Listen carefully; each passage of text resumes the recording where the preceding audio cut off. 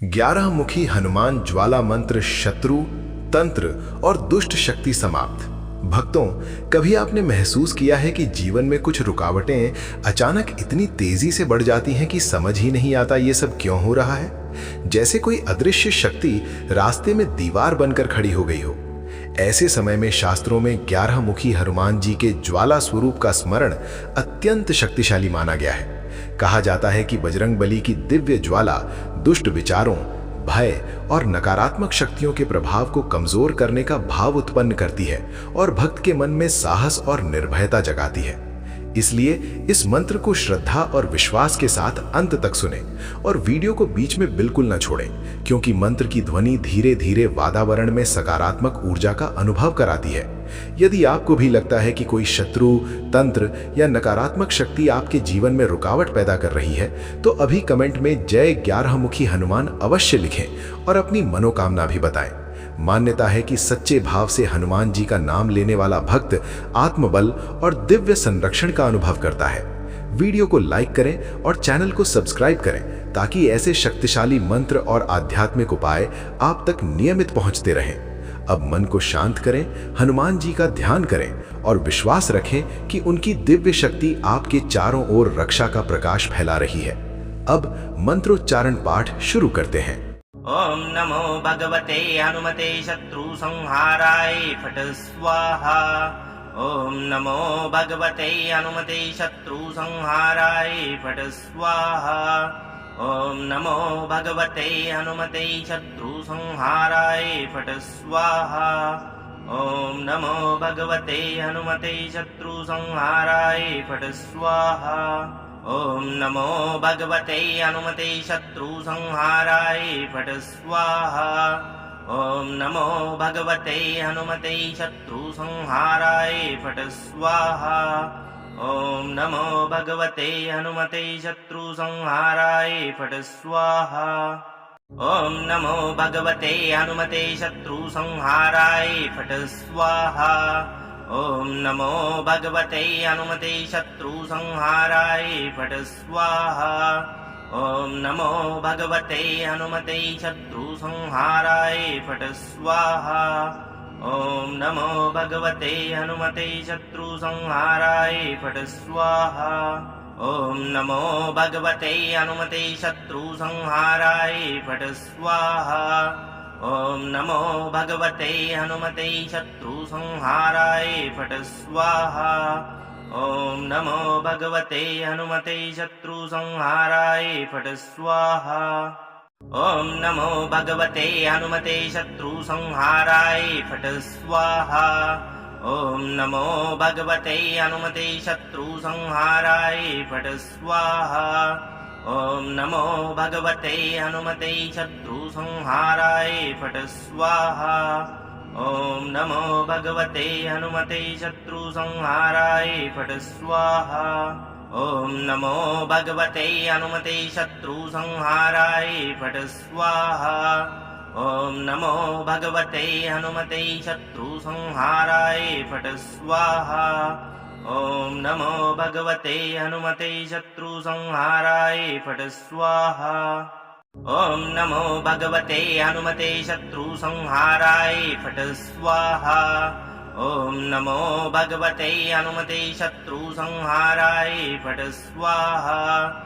ओम नमो भगवते हनुमते शत्रु संहाराय फट स्वाहा।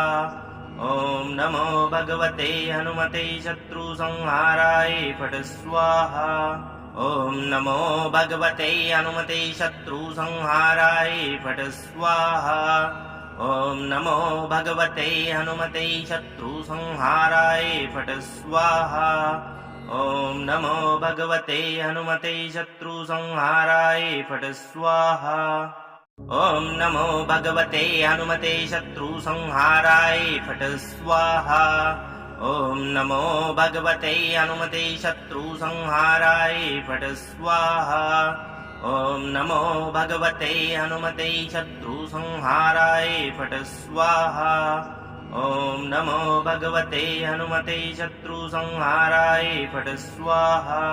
ॐ नमो भगवते हनुमते शत्रुसंहाराय फट् स्वाहा ॐ नमो भगवते हनुमते शत्रुसंहाराय फट् स्वाहा ॐ नमो भगवते हनुमते शत्रुसंहाराय फट् स्वाहा ॐ नमो भगवते हनुमते शत्रुसंहाराय फट् स्वाहा ॐ नमो भगवते हनुमते शत्रुसंहाराय फट् स्वाहा ॐ नमो भगवते हनुमते शत्रुसंहाराय फट् स्वाहा ॐ नमो भगवते हनुमते शत्रुसंहाराय फट् स्वाहा ॐ नमो भगवते हनुमते शत्रुसंहाराय फट् स्वाहा ॐ नमो भगवते हनुमते शत्रुसंहाराय फट् स्वाहा ॐ नमो भगवते हनुमते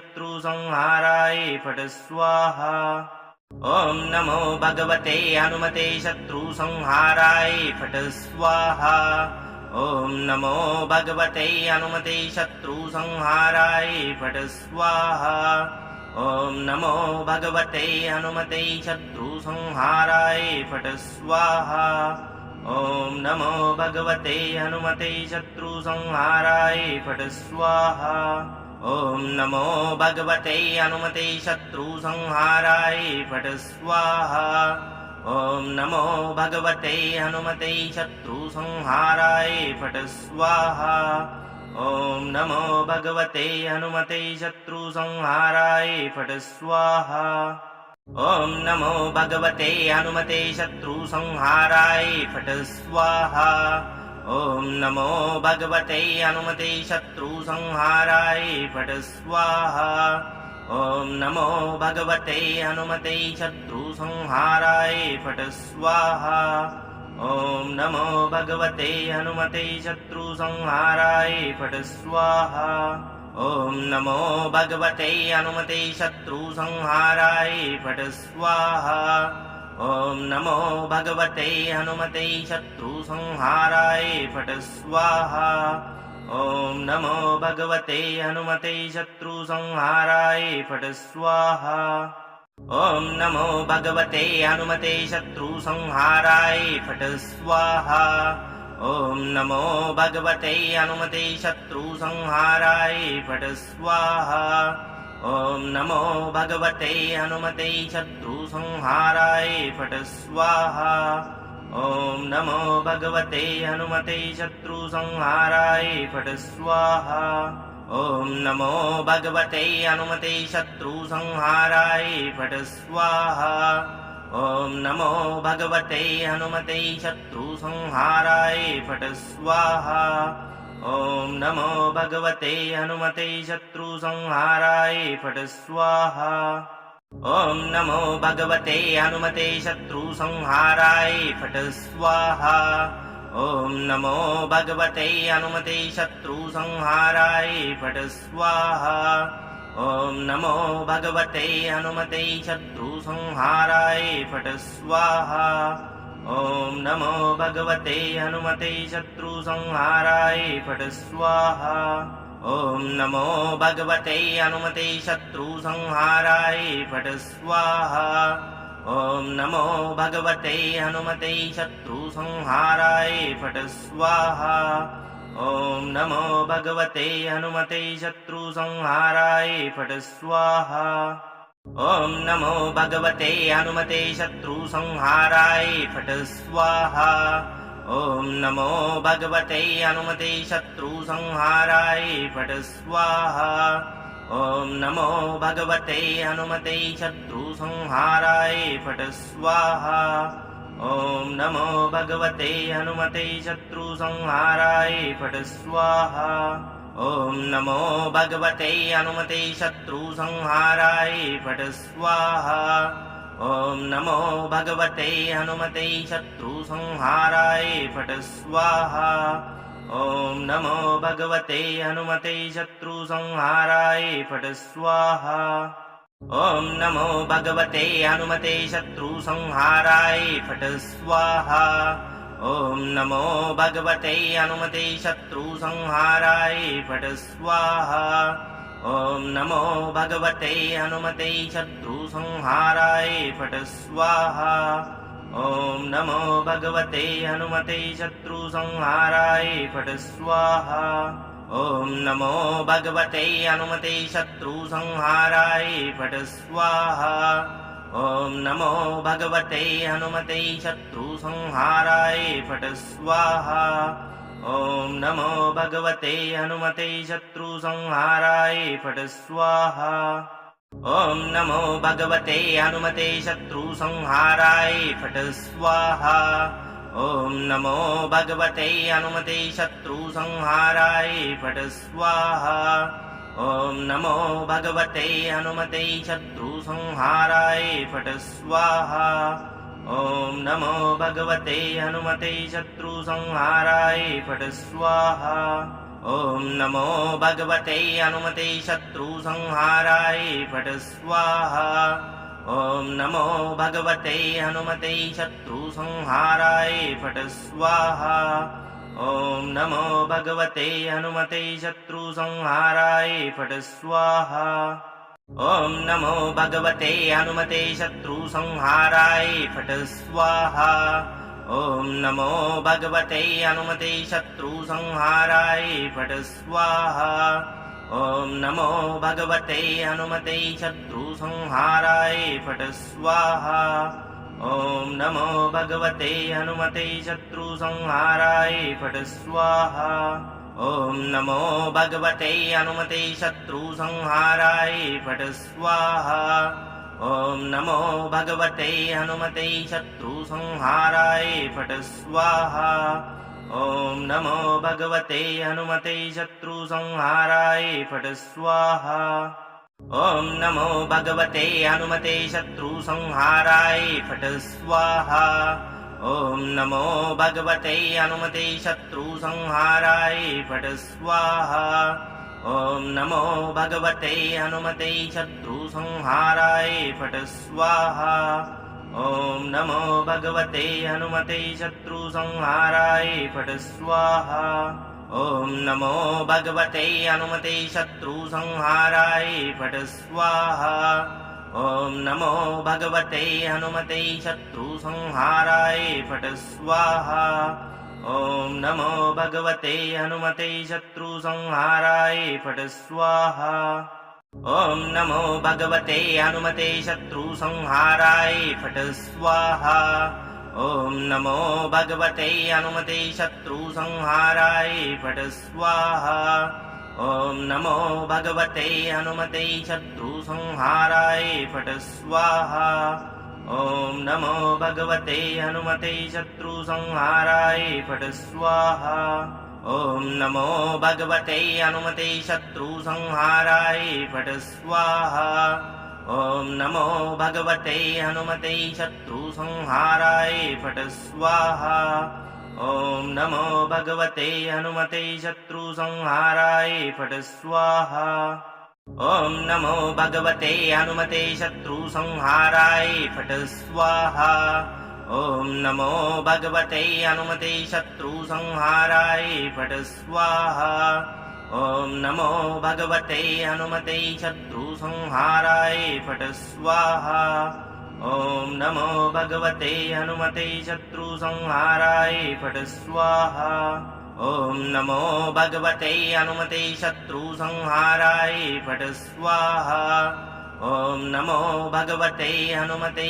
शत्रुसंहाराय फट् स्वाहा ॐ नमो भगवते हनुमते शत्रुसंहाराय फट् स्वाहा ॐ नमो भगवते हनुमते शत्रुसंहाराय फट् स्वाहा ॐ नमो भगवते हनुमते शत्रुसंहाराय फट् स्वाहा ॐ नमो भगवते हनुमते शत्रुसंहाराय फट् स्वाहा ॐ नमो भगवते हनुमते शत्रुसंहाराय फट् स्वाहा ॐ नमो भगवते हनुमते शत्रुसंहाराय फट् स्वाहा ॐ नमो भगवते हनुमते शत्रुसंहाराय फट् स्वाहा ॐ नमो भगवते हनुमते शत्रुसंहाराय फट् स्वाहा ॐ नमो भगवते हनुमते शत्रुसंहाराय फट् स्वाहा। ॐ नमो भगवते हनुमते शत्रुसंहाराय फट् स्वाहा। ॐ नमो भगवते हनुमते शत्रुसंहाराय फट् स्वाहा। ॐ नमो भगवते हनुमते शत्रुसंहाराय फट् स्वाहा। ॐ नमो भगवते हनुमते शत्रुसंहाराय फट् स्वाहा।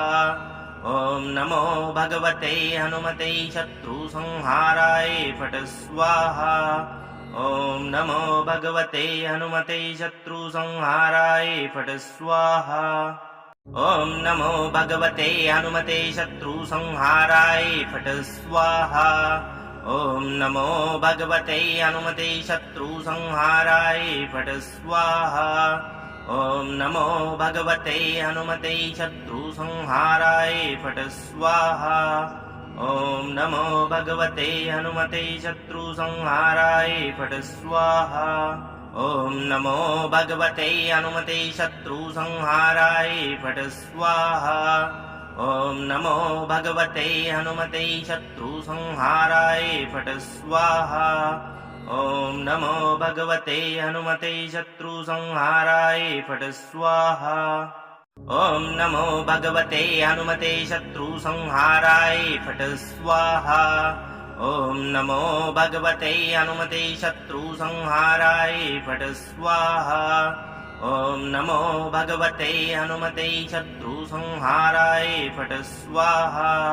ॐ नमो भगवते हनुमते शत्रुसंहाराय फट् स्वाहा। ॐ नमो भगवते हनुमते शत्रुसंहाराय फट् स्वाहा। ॐ नमो भगवते हनुमते शत्रुसंहाराय फट् स्वाहा। ॐ नमो भगवते हनुमते शत्रुसंहाराय फट् स्वाहा। ॐ नमो भगवते हनुमते शत्रुसंहाराय फट् स्वाहा। ॐ नमो भगवते हनुमते शत्रुसंहाराय फट् स्वाहा। ॐ नमो भगवते हनुमते शत्रुसंहाराय फट् स्वाहा। ॐ नमो भगवते हनुमते शत्रुसंहाराय फट् स्वाहा। ॐ नमो भगवते हनुमते शत्रुसंहाराय फट् स्वाहा।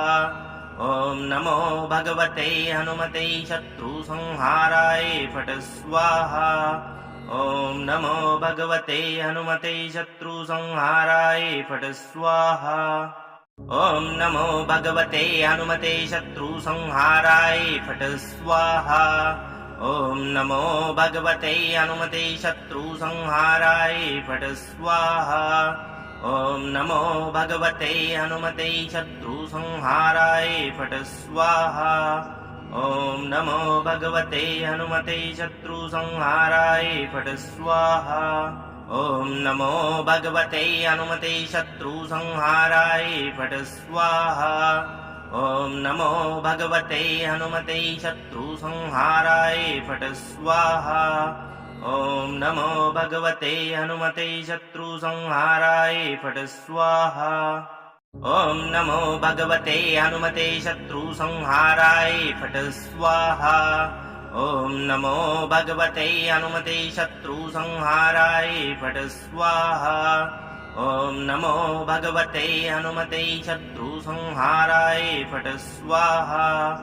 ॐ नमो भगवते हनुमते शत्रुसंहाराय फट् स्वाहा।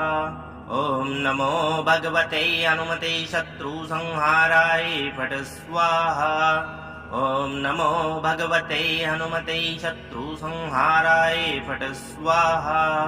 ॐ नमो भगवते हनुमते शत्रुसंहाराय फट् स्वाहा। ॐ नमो भगवते हनुमते शत्रुसंहाराय फट् स्वाहा। ॐ नमो भगवते हनुमते शत्रुसंहाराय फट् स्वाहा। ॐ नमो भगवते हनुमते शत्रुसंहाराय फट् स्वाहा। ॐ नमो भगवते हनुमते शत्रुसंहाराय फट् स्वाहा।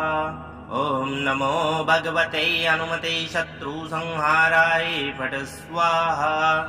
ॐ नमो भगवते हनुमते शत्रुसंहाराय फट् स्वाहा ॐ नमो भगवते हनुमते शत्रुसंहाराय फट् स्वाहा ॐ नमो भगवते हनुमते शत्रुसंहाराय फट् स्वाहा ॐ नमो भगवते हनुमते शत्रुसंहाराय फट् स्वाहा ॐ नमो भगवते हनुमते शत्रुसंहाराय फट् स्वाहा ॐ नमो भगवते हनुमते शत्रुसंहाराय फट् स्वाहा ॐ नमो भगवते हनुमते शत्रुसंहाराय फट् स्वाहा ॐ नमो भगवते हनुमते शत्रुसंहाराय फट् स्वाहा ॐ नमो भगवते हनुमते शत्रुसंहाराय फट् स्वाहा ॐ नमो भगवते हनुमते शत्रुसंहाराय फट् स्वाहा ॐ नमो भगवते हनुमते शत्रुसंहाराय फट् स्वाहा ॐ नमो भगवते हनुमते शत्रुसंहाराय फट् स्वाहा ॐ नमो भगवते हनुमते शत्रुसंहाराय फट् स्वाहा ॐ नमो भगवते हनुमते शत्रुसंहाराय फट् स्वाहा ॐ नमो भगवते हनुमते शत्रुसंहाराय फट् स्वाहा ॐ नमो भगवते हनुमते शत्रुसंहाराय फट् स्वाहा ॐ नमो भगवते हनुमते शत्रुसंहाराय फट् स्वाहा ॐ नमो भगवते हनुमते शत्रुसंहाराय फट् स्वाहा ॐ नमो भगवते हनुमते शत्रुसंहाराय फट् स्वाहा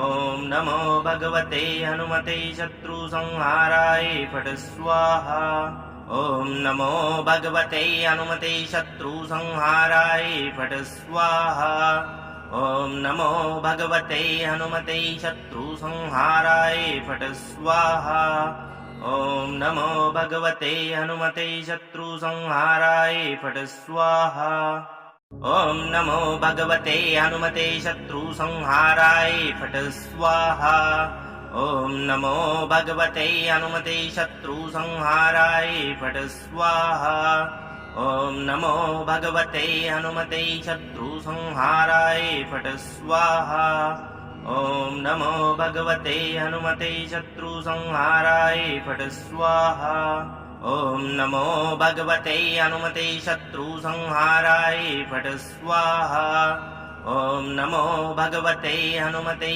शत्रुसंहाराय फट् स्वाहा ॐ नमो भगवते हनुमते शत्रुसंहाराय फट् स्वाहा ॐ नमो भगवते हनुमते शत्रुसंहाराय फट् स्वाहा ॐ नमो भगवते हनुमते शत्रुसंहाराय फट् स्वाहा ॐ नमो भगवते हनुमते शत्रुसंहाराय फट् स्वाहा ॐ नमो भगवते हनुमते शत्रुसंहाराय फट् स्वाहा ॐ नमो भगवते हनुमते शत्रुसंहाराय फट् स्वाहा ॐ नमो भगवते हनुमते शत्रुसंहाराय फट् स्वाहा ॐ नमो भगवते हनुमते शत्रुसंहाराय फट् स्वाहा ॐ नमो भगवते हनुमते शत्रुसंहाराय फट् स्वाहा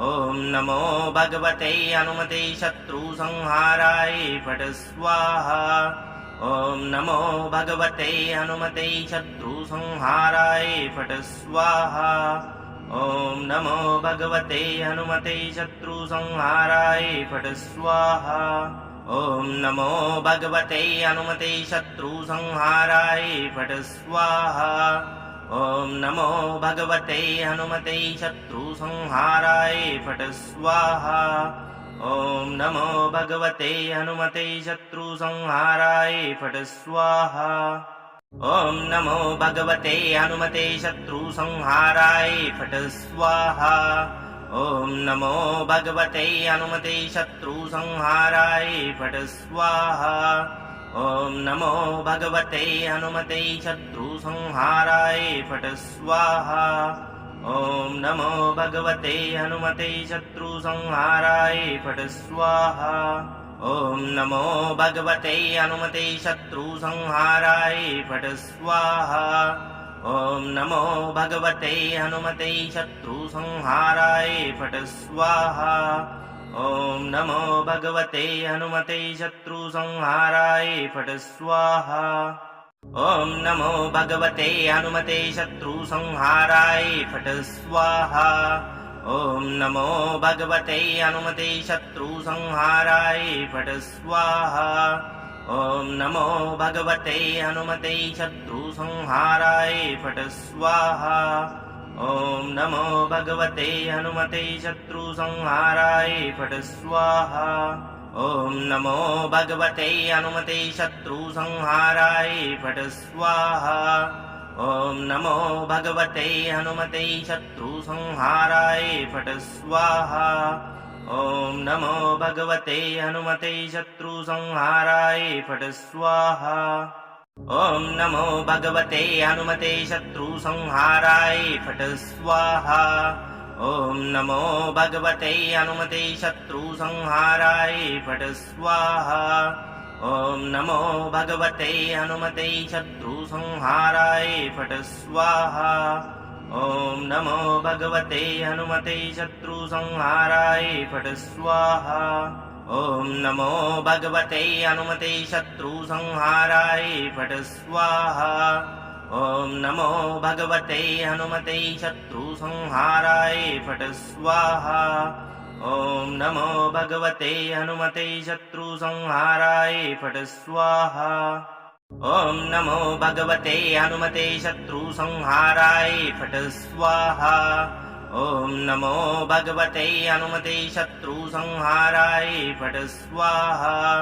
ॐ नमो भगवते हनुमते शत्रुसंहाराय फट् स्वाहा। ॐ नमो भगवते हनुमते शत्रुसंहाराय फट् स्वाहा। ॐ नमो भगवते हनुमते शत्रुसंहाराय फट् स्वाहा। ॐ नमो भगवते हनुमते शत्रुसंहाराय फट् स्वाहा। ॐ नमो भगवते हनुमते शत्रुसंहाराय फट् स्वाहा। ॐ नमो भगवते हनुमते शत्रुसंहाराय फट् स्वाहा। ॐ नमो भगवते हनुमते शत्रुसंहाराय फट् स्वाहा। ॐ नमो भगवते हनुमते शत्रुसंहाराय फट् स्वाहा। ॐ नमो भगवते हनुमते शत्रुसंहाराय फट् स्वाहा। ॐ नमो भगवते हनुमते शत्रुसंहाराय फट् स्वाहा। ॐ नमो भगवते हनुमते शत्रुसंहाराय फट् स्वाहा। ॐ नमो भगवते हनुमते शत्रुसंहाराय फट् स्वाहा। ॐ नमो भगवते हनुमते शत्रुसंहाराय फट् स्वाहा। ॐ नमो भगवते हनुमते शत्रुसंहाराय फट् स्वाहा। ॐ नमो भगवते हनुमते शत्रुसंहाराय फट् स्वाहा। ॐ नमो भगवते हनुमते शत्रुसंहाराय फट् स्वाहा। ॐ नमो भगवते हनुमते शत्रुसंहाराय फट् स्वाहा। ॐ नमो भगवते हनुमते शत्रुसंहाराय फट् स्वाहा। ॐ नमो भगवते हनुमते शत्रुसंहाराय फट् स्वाहा। ॐ नमो भगवते हनुमते शत्रुसंहाराय फट् स्वाहा। ॐ नमो भगवते हनुमते शत्रुसंहाराय फट् स्वाहा। ॐ नमो भगवते हनुमते शत्रुसंहाराय फट् स्वाहा। ॐ नमो भगवते हनुमते शत्रुसंहाराय फट् स्वाहा। ॐ नमो भगवते हनुमते शत्रुसंहाराय फट् स्वाहा। ॐ नमो भगवते हनुमते शत्रुसंहाराय फट् स्वाहा। ॐ नमो भगवते हनुमते शत्रुसंहाराय फट् स्वाहा। ॐ नमो भगवते हनुमते शत्रुसंहाराय फट् स्वाहा। ॐ नमो भगवते हनुमते शत्रुसंहाराय फट् स्वाहा ॐ नमो भगवते हनुमते शत्रुसंहाराय फट् स्वाहा ॐ नमो भगवते हनुमते शत्रुसंहाराय फट् स्वाहा ॐ नमो भगवते हनुमते शत्रुसंहाराय फट् स्वाहा ॐ नमो भगवते हनुमते शत्रुसंहाराय फट् स्वाहा ॐ नमो भगवते हनुमते शत्रुसंहाराय फट् स्वाहा ॐ नमो भगवते हनुमते शत्रुसंहाराय फट् स्वाहा ॐ नमो भगवते हनुमते शत्रुसंहाराय फट् स्वाहा ॐ नमो भगवते हनुमते शत्रुसंहाराय फट् स्वाहा ॐ नमो भगवते हनुमते शत्रुसंहाराय फट् स्वाहा ॐ नमो भगवते हनुमते शत्रुसंहाराय फट् स्वाहा ॐ नमो भगवते हनुमते शत्रुसंहाराय फट् स्वाहा ॐ नमो भगवते हनुमते शत्रुसंहाराय फट् स्वाहा ॐ नमो भगवते हनुमते शत्रुसंहाराय फट् स्वाहा ॐ नमो भगवते हनुमते शत्रुसंहाराय फट् स्वाहा ॐ नमो भगवते हनुमते शत्रुसंहाराय फट् स्वाहा ॐ नमो भगवते हनुमते शत्रुसंहाराय फट् स्वाहा ॐ नमो भगवते हनुमते शत्रुसंहाराय फट् स्वाहा ॐ नमो भगवते हनुमते शत्रुसंहाराय फट् स्वाहा ॐ नमो भगवते हनुमते शत्रुसंहाराय फट् स्वाहा ॐ नमो भगवते हनुमते शत्रुसंहाराय फट् स्वाहा ॐ नमो भगवते हनुमते शत्रुसंहाराय फट् स्वाहा ॐ नमो भगवते हनुमते शत्रुसंहाराय फट् स्वाहा ॐ नमो भगवते हनुमते शत्रुसंहाराय फट् स्वाहा ॐ नमो भगवते हनुमते शत्रुसंहाराय फट् स्वाहा ॐ नमो भगवते हनुमते शत्रुसंहाराय फट् स्वाहा ॐ नमो भगवते हनुमते शत्रुसंहाराय फट् स्वाहा ॐ नमो भगवते हनुमते शत्रुसंहाराय फट् स्वाहा ॐ नमो भगवते हनुमते शत्रुसंहाराय फट् स्वाहा ॐ नमो भगवते हनुमते शत्रुसंहाराय फट् स्वाहा ॐ नमो भगवते हनुमते शत्रुसंहाराय फट् स्वाहा ॐ नमो भगवते हनुमते शत्रुसंहाराय फट् स्वाहा ॐ नमो भगवते हनुमते शत्रुसंहाराय फट् स्वाहा ॐ नमो भगवते हनुमते शत्रुसंहाराय फट् स्वाहा ॐ नमो भगवते हनुमते शत्रुसंहाराय फट् स्वाहा ॐ नमो भगवते हनुमते शत्रुसंहाराय फट् स्वाहा ॐ नमो भगवते हनुमते शत्रुसंहाराय फट् स्वाहा ॐ नमो भगवते हनुमते शत्रुसंहाराय फट् स्वाहा ॐ नमो भगवते हनुमते शत्रुसंहाराय फट् स्वाहा ॐ नमो भगवते हनुमते शत्रुसंहाराय फट् स्वाहा ॐ नमो भगवते हनुमते शत्रुसंहाराय फट् स्वाहा ॐ नमो भगवते हनुमते शत्रुसंहाराय फट् स्वाहा ॐ नमो भगवते हनुमते शत्रुसंहाराय फट् स्वाहा ॐ नमो भगवते हनुमते शत्रुसंहाराय फट् स्वाहा ॐ नमो भगवते हनुमते शत्रुसंहाराय फट् स्वाहा ॐ नमो भगवते हनुमते शत्रुसंहाराय फट् स्वाहा ॐ नमो भगवते हनुमते शत्रुसंहाराय फट् स्वाहा ॐ नमो भगवते हनुमते शत्रुसंहाराय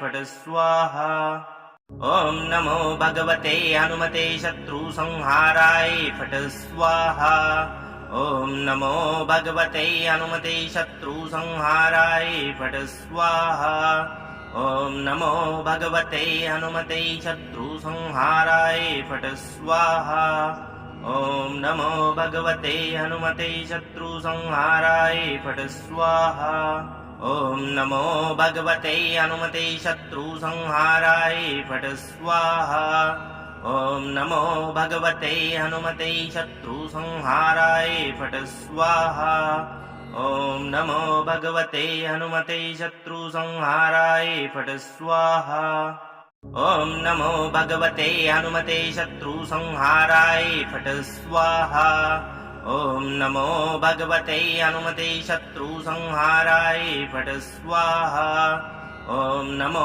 भगवते हनुमते शत्रुसंहाराय फट् स्वाहा ॐ नमो भगवते हनुमते शत्रुसंहाराय फट् स्वाहा ॐ नमो भगवते हनुमते शत्रुसंहाराय फट् स्वाहा ॐ नमो भगवते हनुमते शत्रुसंहाराय फट् स्वाहा ॐ नमो भगवते हनुमते शत्रुसंहाराय फट् स्वाहा ॐ नमो भगवते हनुमते शत्रुसंहाराय फट् स्वाहा ॐ नमो भगवते हनुमते शत्रुसंहाराय फट् स्वाहा ॐ नमो भगवते हनुमते शत्रुसंहाराय फट् स्वाहा ॐ नमो भगवते हनुमते शत्रुसंहाराय फट् स्वाहा ॐ नमो भगवते हनुमते शत्रुसंहाराय फट् स्वाहा